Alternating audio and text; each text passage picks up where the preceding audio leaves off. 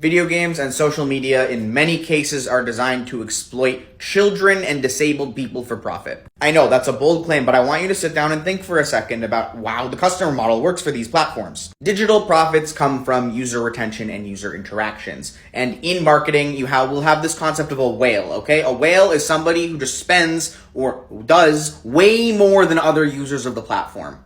In business, there's this common idea of the 80-20 rule, where 80% of your profits will come from 20% of users.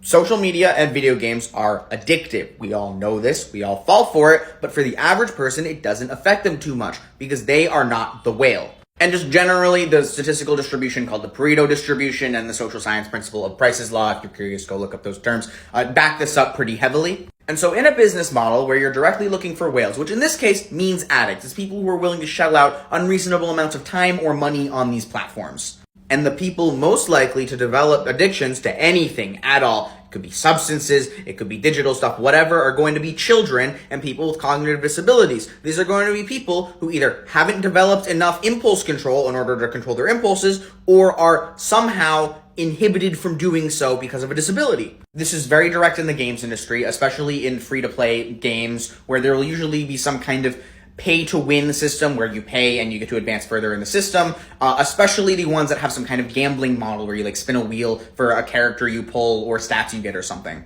And in the case of social media, they want you to spend as much time as possible on the platform. The user interface is designed using psychological studies to figure out how to get people as addicted as possible. And over the past few years, social media and shopping center have started to become pretty synonymous. The Instagram shop, the TikTok shop, the Facebook marketplace. When you are on the platform for large spans of time, not only are you shown the advertisements now, but you are also shown items that are sold on the platform, and the platform itself takes a commission cut. They take a cut. So the more stuff that the platform sells overall, the more money the executives running the platform make.